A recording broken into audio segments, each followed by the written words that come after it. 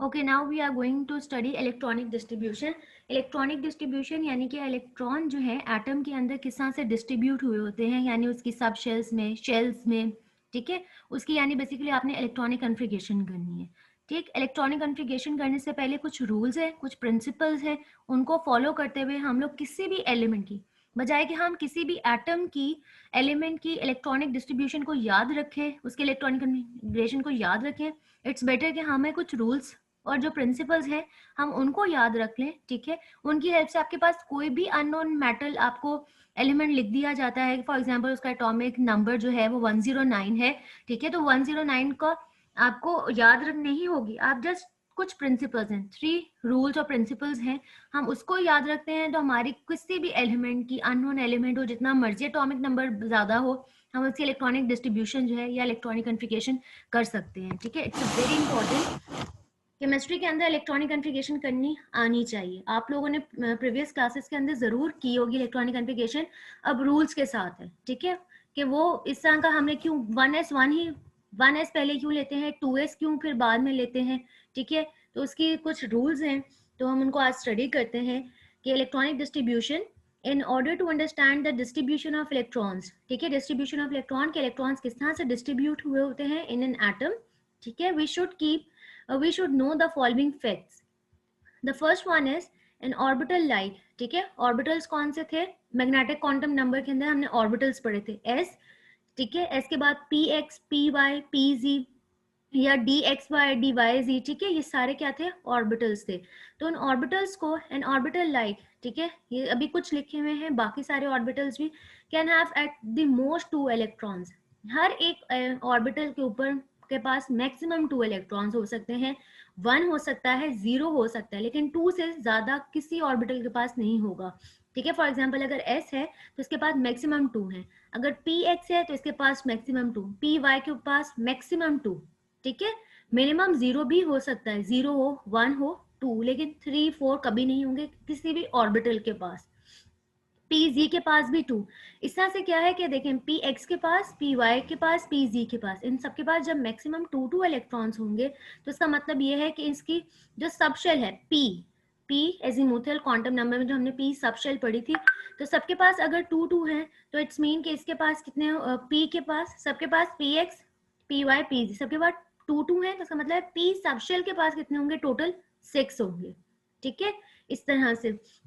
अच्छा जी, फर्स्ट हो गया, उसके बाद सेकंड इसका फैक्ट क्या है, the maximum number of electrons that can accommodate in a shell. अब पहले उन्होंने ऑर्बिटल की बात की है कि ऑर्बिटल के अंदर मैक्सिमम 2 इलेक्ट्रॉन्स, अब शेल के अंदर कितने इलेक्ट्रॉन्स होंगे उसके लिए हमारे पास फॉर्मूला है 2n²। ठीक है, 2n² के अंदर ये जो n है ये आपके पास प्रिंसिपल क्वांटम नंबर है। ठीक है, प्रिंसिपल क्वांटम नंबर क्या था, शेल के बारे में बताता है, और इसकी वैल्यू हमेशा नॉन जीरो होती है। नॉन जीरो यानी कि 1 से स्टार्ट होगी, 1 2 3 4 इस तरह से वैल्यूज होंगी। ठीक है, फॉर एग्जाम्पल अगर आपने फर्स्ट शेल का देखना है कि फर्स्ट शेल में मैक्सिमम कितने इलेक्ट्रॉन्स आ सकते हैं, तो क्या होगा, n की पावर, n की वैल्यू हो जाएगी 1, 1 का स्क्वायर लेंगे 1, 1 मल्टीप्लाई बाय 2 तो 2, इसका मतलब है फर्स्ट शेल के अंदर मैक्सिमम 2 इलेक्ट्रॉन्स आने। ठीक है, सपोज आपकी n की वैल्यू है 2, तो 2 का स्क्वायर हो जाएगा 4 और 4 2 जा 8। ठीक है, तो इसका मतलब है सेकंड शेल के अंदर 8 इलेक्ट्रॉन्स आएंगे मैक्सिमम। ठीक है, ये आपको मैक्सिमम शेल में कितने इलेक्ट्रॉन्स आने हैं उसके लिए यह फॉर्मूला है।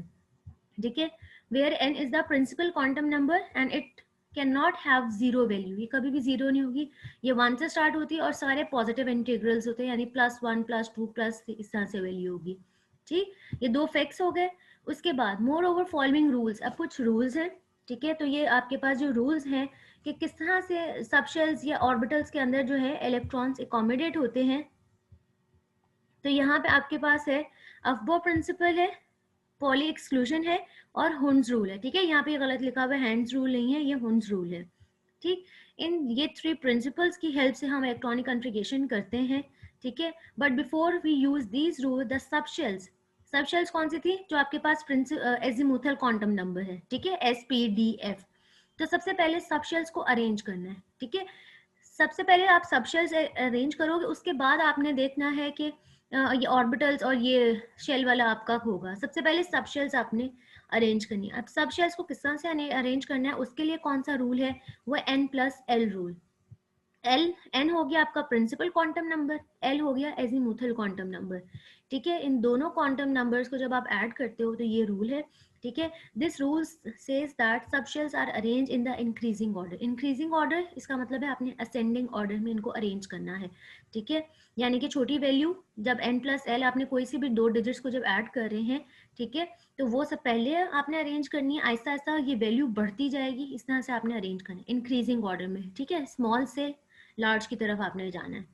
ठीक, if any two subshells have the same n plus L value, अगर कोई दो सबशेल्स ऐसी आ रही हैं जिसकी n प्लस एल वैल्यू जो है वो सेम हो गई है, फिर आपने प्रेफरेंस किसको देनी है, then that subshell is placed first whose n value is smaller, जिसकी n वैल्यू स्मॉल होगी, पहले आपने देखना है n प्लस एल, अगर दो सबशेल्स की n plus L value same आ रही है तो आपने वो वाली चूज करनी है जिसकी n की वैल्यू स्मॉल होगी। ठीक है, इस तरह से आपने सबसे पहले सबशेल्स को अरेंज करना है। अब सबशेल्स अरेंज करने का क्या मेथड था कि n प्लस एल रूल को यूज करना है, इंक्रीजिंग ऑर्डर में अरेंज करना है। अगर किसी दो सबशेल्स की सेम वैल्यू आ गई है तो जिसकी स्मॉल वैल्यू है n की, आपने उसको पहले रखना है। ठीक है, इस चीज को आपने ध्यान रखना है। यहाँ पे उन्होंने आपको दी है the arrangement of subshells in ascending order यानी कि increasing order of the energy may be as follow. पहले आएगा 1s, फिर 2s, फिर 2p, 3s, 3p, 4s, 3d, 4p, 5s, इस तरह से आपने इनको अरेंज करना है। ठीक है, सबशेल्स पहले, सबसे पहले आप सबशेल्स को अरेंज करते हैं। अब यहाँ पे उन्होंने आपको एक टेबल दे दिया है, टेबल 5.4। ठीक है, arrangement of orbitals according to n plus L rule. ठीक है, n प्लस 1 रूल। अब इसमें क्या है आपके पास, सबसे पहले आप ये देखो कि हमने क्या कहा था, सबशेल्स को कैसे अरेंज करना है, n प्लस एल।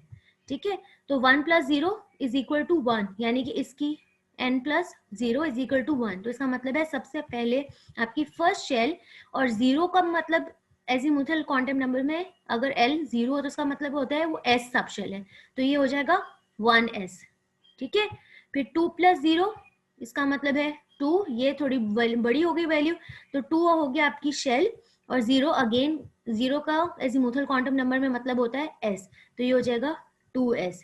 ठीक है, तो इसके बाद और क्या हो सकता है, 2 सेकेंड शेल, और सेकेंड शेल में आपके पास p भी हो सकता है। ठीक है, तो ये हो जाएगा थर्ड, इस तरह से आप इसको अरेंज करोगे, और ये हो जाएगा एजीमुथल क्वांटम नंबर में 1 का मतलब होता है p, तो ये हो जाएगा इस तरह से 2p। ठीक है, इस तरह से आपने करना है,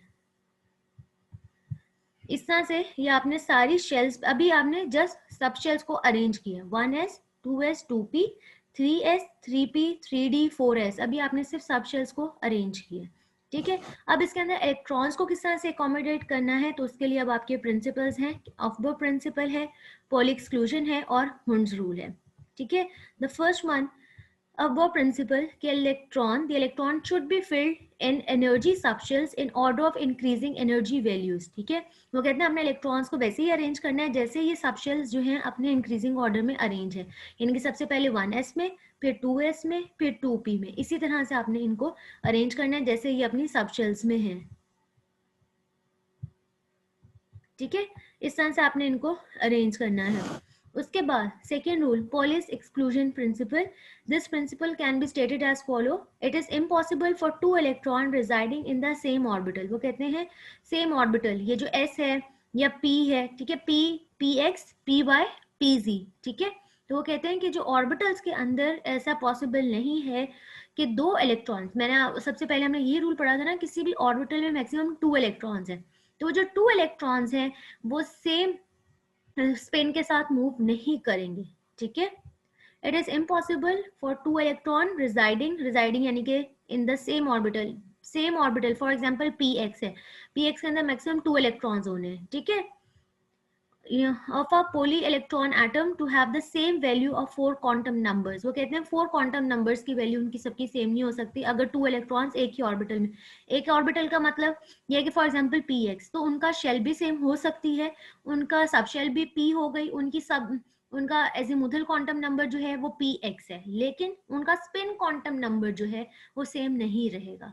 ठीक है, उनके 4 के 4 में से कोई एक क्वांटम नंबर जरूर चेंज होता है, या इसकी ऊपर वाली ये जो 3 लाइंस की समरी में ये है, आप ये भी इसका याद कर सकते हो कि 2 electrons in the same orbital should have opposite spin. यानी कि अगर पी एक्स के अंदर 2 इलेक्ट्रॉन्स हैं तो जो 2 इलेक्ट्रॉन्स हैं उनका स्पिन क्वांटम नंबर जो है एक दूसरे के इनवर्स, अगर एक क्लॉकवाइज है तो दूसरा एंटी क्लॉकवाइज होगा। ठीक है, तो उसको रिप्रेजेंट किस तरह से किया, इस तरह से एरो, आप एरो भी की डायरेक्शन भी देखेंगे एक दूसरे की ऑपोजिट है। ठीक है, ऑपोजिट स्पिन के साथ। अगर फॉर एग्जांपल पी एक्स के अंदर 2 इलेक्ट्रॉन्स हैं तो अगर आप कभी भी उसके इलेक्ट्रॉनिक कन्फिगरेशन करेंगे तो 2 इलेक्ट्रॉन्स को आप इस तरह से मेंशन करेंगे, एक अपवर्ड एरो के साथ, एक डाउनवर्ड एरो के साथ। ठीक है, उसके बाद the last rule is होन्स rule. ठीक है, कि इफ डीजेनरेट ऑर्बिटल्स जिनकी एनर्जी होती है सेम, जैसे पी एक्स है, पी वाई है, पी जी, ये तीनों क्या है, एक दूसरे के डीजेनरेट ऑर्बिटल्स हैं। ठीक है, if degenerate orbitals are available and more than one electron are to be placed in them. ठीक है, वो कहते हैं अगर एक से ज्यादा आपने इलेक्ट्रॉन जो है एकोमोडेट करना है।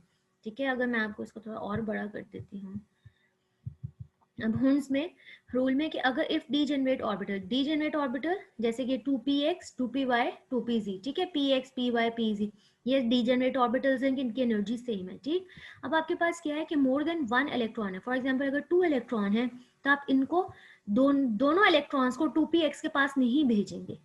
ठीक है, पहले आप क्या करोगे, क्योंकि इनकी एनर्जी सेम है तो आप इनको पहले अनपेयर्ड रखोगे, यानी 2px के पास एक इलेक्ट्रॉन भेज दिया, 2py के पास एक इलेक्ट्रॉन भेज दिया। ठीक है, इस तरह से करेंगे, ऐसे नहीं करना कि जी 2 इलेक्ट्रॉन्स है तो 2px के पास ही दोनों चले गए, ऐसा नहीं है। हुन्स रूल के अकॉर्डिंगली क्योंकि इनकी एनर्जी सेम है तो अगर अभी एक से ज्यादा इलेक्ट्रॉन है तो एक इधर चला जाएगा इलेक्ट्रॉन, एक इधर। फॉर एग्जाम्पल अगर 3 इलेक्ट्रॉन्स होते तो 1 इधर, 2 इधर और ये थर्ड इलेक्ट्रॉन इधर आता। ठीक है, अगर फॉर एग्जाम्पल 4th इलेक्ट्रॉन हो, 4 इलेक्ट्रॉन्स हो, फिर क्या करते, पहले इनको अनपेयर्ड करते, यानी कि एक इधर एक इधर एक इधर, 3 हो गए, फिर 4th दोबारा 2px के बाद जाएगा, तब पेयरिंग स्टार्ट होगी। ठीक है, क्योंकि ये डीजेनरेट ऑर्बिटल्स है, पहले इक्वल आपने उनको रखना है, यानी हर एक के पास जितने भी हैं, अगर 2 हैं तो आपने अलग अलग रखने, एक ही ऑर्बिटल को दोनों नहीं दे देने। ठीक है, and they should be place in separate orbitals with the same spin के साथ, यानी कि उनकी डायरेक्शन अपवर्ड होगी। यहाँ पे ये गलत लिखा हुआ है, 2px की जैसे अपवर्ड एरो शो किया ना तो 2py का भी अपवर्ड ही एरो होगा। ठीक है, सेम स्पिन होगी क्योंकि ऑर्बिटल्स अलग हैं, ये px है ये py है, ऑर्बिटल्स अलग हैं, तो ये भी अपवर्ड हो सकता है और ये भी अपवर्ड हो सकता है, उसमें कोई इशू नहीं है। ठीक है, अच्छा जी, the same spin rather than putting in the same orbital with opposite spin. वो कहते हैं कि अगर 2 इलेक्ट्रॉन्स हैं तो इनको अलग अलग ऑर्बिटल में रखोगे, बजाय इसके कि आप एक ही ऑर्बिटल के अंदर और इसको ऑपोजिट स्पिन के साथ रखते हैं। ठीक है, वो गलत होगा।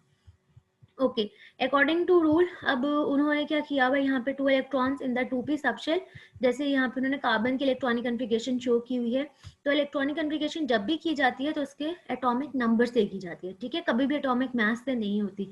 एटॉमिक नंबर बेसिकली होता ही क्या है, नंबर ऑफ इलेक्ट्रॉन्स। तो इसका मतलब है इसके पास 6 इलेक्ट्रॉन्स हैं कार्बन के पास। ठीक है, तो पहले 1s फिर 2s और फिर 2p, और 2p की अब ऑर्बिटल्स कौन से हैं, 2px 2py और 2pz।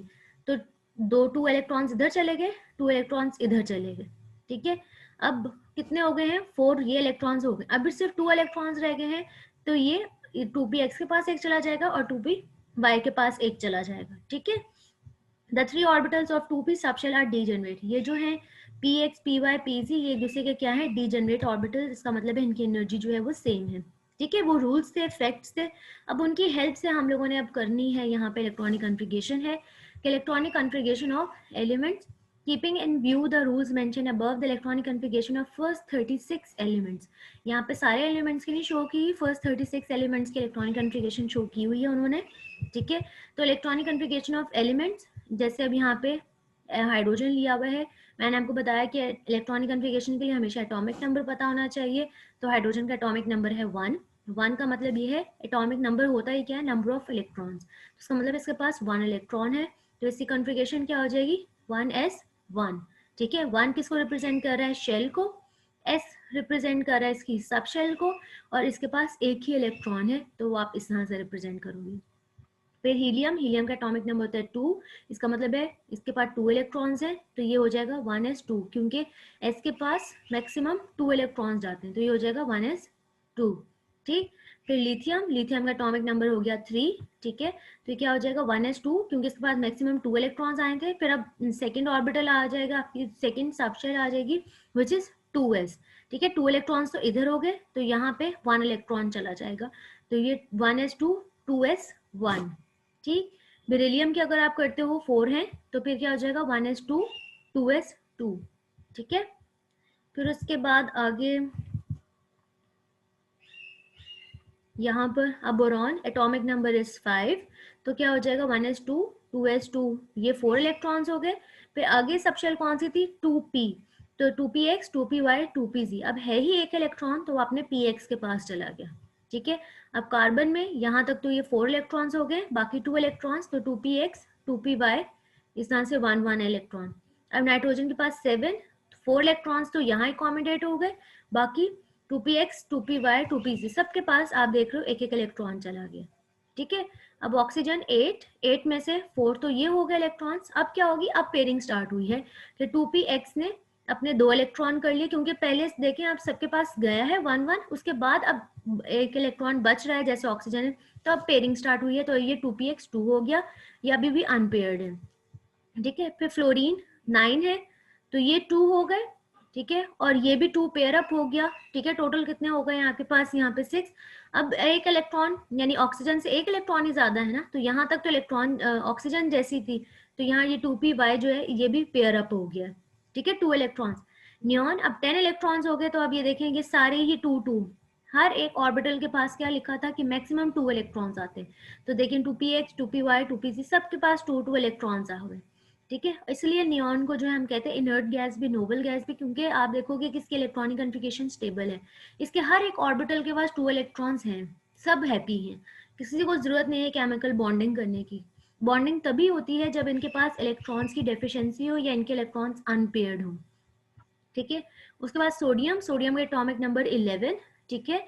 यहाँ पे अब ये स्क्वायर ब्रैकेट में Ne लिखा हुआ है, Ne क्या है बेसिकली नियॉन। वो कहते हैं कि 3s1 से पहले की जो इलेक्ट्रॉनिक कॉन्फ़िगरेशन है सोडियम की वो सेम ऐसी है जैसे नियॉन की है। नियॉन के पास कितने थे टोटल 10, यानी कि ये सारी इलेक्ट्रॉनिक कॉन्फ़िगरेशन सोडियम की भी ऐसी है। अब 10 से 11 एक इलेक्ट्रॉन एक्स्ट्रा ना, तो बाकी नियॉन जैसी इलेक्ट्रॉनिक कॉन्फ़िगरेशन और एक इलेक्ट्रॉन उसका किधर जाएगा 3s1 में, ठीक है।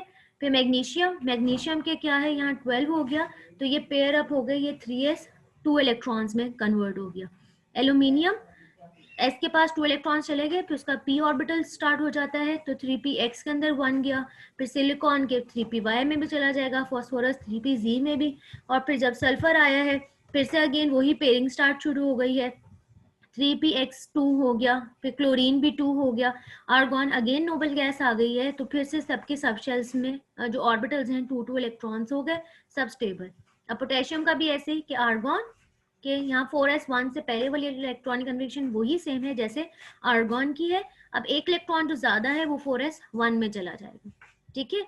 ये इस तरह से आपको इलेक्ट्रॉनिक कन्फिगरेशन उन्होंने शो की हुई है, ठीक है। उसके अलावा कोई इंपॉर्टेंट कुछ है मैं आपको बता देती हूँ इलेक्ट्रॉनिक कॉन्फ़िगरेशन। अच्छा ये तो हो गया 4s2 स्कैंडियम है, ठीक है, टाइटेनियम है, मैं आपको बताती हूँ जैसे क्रोमियम है, ठीक है। अगर ये वेनेडियम है, ठीक है, उसकी उन्होंने कहा कि यहाँ तक तो आर्गॉन जैसी है, फिर आगे 4s2 है, और ये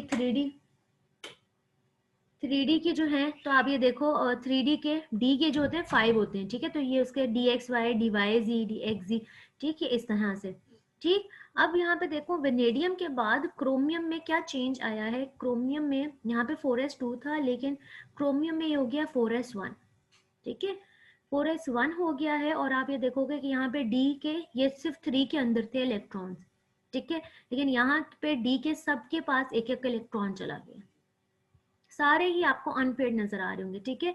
अब रीजन क्या है, ये हुआ क्या है कि वेनेडियम से क्रोमियम में कि एक इलेक्ट्रॉन ही आपने इंक्रीज किया है, लेकिन एटम या एलिमेंट 2 स्टेट्स के अंदर स्टेबल होता है, ठीक है। स्टेबल कैसे होता है, अगर या तो वो उसकी इलेक्ट्रॉनिक कॉन्फ़िगरेशन उसके जो ऑर्बिटल्स हैं वो सारे फिल्ड हो, ठीक है, जैसे नोबल गैसेस में, तो वो स्टेबल होता है, या अगर सारे ही पार्शली फिल्ड हो, ठीक है। तो यहाँ पे क्या हुआ है कि जो 4s2 था उसने क्या किया कि 3D, अगर हम 23 से 24 पे जाते हैं तो क्या होना था कि 3D यहाँ से इसमें एक इलेक्ट्रॉन इंक्रीज होना था, ठीक है, लेकिन इतना स्टेबल ना होता। 4s ने क्या किया, उसने कहा कि मैं अपना एक इलेक्ट्रॉन दे देता हूँ ताकि हम सब पार्शली फिल्ड हो जाएं, ताकि हम सबको स्टेबल हम हो जाएंगे। ठीक है, नोबल गैसेस जितना स्टेबल तो नहीं होंगे, लेकिन ये बाकी एलिमेंट से थोड़ा सा स्टेबल हो जाता है अगर ये सब पार्शली फिल्ड भी हो। ठीक है, तो इस वजह से 4s2 ने क्या किया, अपना एक इलेक्ट्रॉन इधर दे दिया। इस तरह क्या हो गया, डी वाले भी सारे पार्शली फिल्ड हो गए और एस वाला भी ये पार्शली फिल्ड हो गया। ठीक है, ताकि ये थोड़ा सा स्टेबल हो जाए। अगेन अब मैग्नीज में, अब मैग्नीज 24 से 25 एक इलेक्ट्रॉन फिर बढ़ गया है, तो ये 4s2 ने क्या किया, अपना इलेक्ट्रॉन वापस ले लिया है। ठीक है, ताकि मैं अब फिर से फिल्ड हो जाऊं और आप, और ये सारे क्या हो गए हैं, ये पार्शली फिल्ड हो गए। ठीक है, इस तरह से। और इसके अलावा अगेन अब जैसे ये कॉपर है, ठीक है, 28 निकल और ये कॉपर 29, यहाँ पे क्या हो रहा था कि जो 3d था, जी स्क्वेयर, ये पार्शली फिल्ड था। उसने जब कॉपर में गया है तो कॉपर ने क्या किया, अपने 4s वाले ने कहा कि मैं तो छोटा, s जो होता है ना स्मॉल साइज का होता है, कि मैं तो छोटे साइज का हूँ, मैं पार्शली फिल्ड हो जाता हूँ, एक इलेक्ट्रॉन रख लेता हूँ। जो d वाला है उसको अपना दे दिया ताकि ये सारे क्या हो जाए, ये कंप्लीटली फिल्ड हो जाए। ये बड़े हैं, ये कंप्लीटली फिल्ड हो जाए, ये भी स्टेबल हो जाएगा। और ये 4s पार्शली फिल्ड हो गए क्योंकि स्मॉल साइज का एक इलेक्ट्रॉन के साथ भी ये खुश है। ठीक है, नोबल गैसेस जितने स्टेबल नहीं है, लेकिन फिर भी उन बाकी एलिमेंट से फिर भी ये थोड़े स्टेबल होते हैं। ठीक है, तो ये इस तरह से इलेक्ट्रॉनिक कन्फिग्रेशन है। ये सिर्फ क्रोमियम और कॉपर का थोड़ा सा उन्होंने किया हुआ है। ठीक है, बाकी सबकी इलेक्ट्रॉनिक कन्फिग्रेशन आप देखोगे वैसे ही है जैसे बाकी सारे रूल्स हम लोगों ने किए। ठीक है, तो इन्होंने यहाँ क्रिप्टॉन तक उन्होंने आपको शो करवाई हुई है। ठीक, आज का लेक्चर बस हम ये इलेक्ट्रॉनिक डिस्ट्रीब्यूशन तक ही रखते हैं। बेशक ये आपके सिलेबस में कट है, लेकिन ये बहुत इंपॉर्टेंट टॉपिक है इलेक्ट्रॉनिक कन्फिग्रेशन का। ठीक, क्योंकि ये आपको आगे नेक्स्ट चैप्टर्स के अंदर बहुत हेल्पफुल होगा। हमें इलेक्ट्रॉनिक कन्फिग्रेशन किसी भी एलिमेंट की पता होगी तभी हम बता सकते हैं कि वो आयनिक बॉन्ड बनाएगा, वो कोवलेंट बॉन्ड बनाएगा, या वो बॉन्ड नहीं बनाएगा। ठीक है, जैसे नोबल गैसेस हैं तो वो क्यों नहीं बॉन्डिंग करती। ठीक है, फॉर एग्जाम्पल जैसे क्रिप्टॉन है, ठीक है, नोबल गैस है, अब ये क्यों नहीं है इलेक्ट्रॉनिक केमिकल बॉन्ड बनाता, ये आयनिक या कोवलेंट, रीजन क्या है, तो आप देखोगे कि इसके सारे ऑर्बिटल्स क्या हैं, कंप्लीटली फिल्ड है, इनको जरूरत ही नहीं है किसी का इलेक्ट्रॉन लेने की। आयनिक बॉन्ड बन रहा हो या कोवलेंट बॉन्ड बन रहा हो, उसके अंदर क्या होता है, इलेक्ट्रॉन्स की शेयरिंग हो रही होती है। ठीक है, लॉस और गेन हो रहा होता है, इनको जरूरत ही नहीं है, सेल्फ सेटिस्फाइड है, ये खुश हैं इनके, क्योंकि सारे ऑर्बिटल्स के पास इलेक्ट्रॉन्स हैं। ठीक है, सब हर ऑर्बिटल के पास 2 इलेक्ट्रॉन्स चाहिए, तो ये देखें सबके पास 2 इलेक्ट्रॉन्स हैं।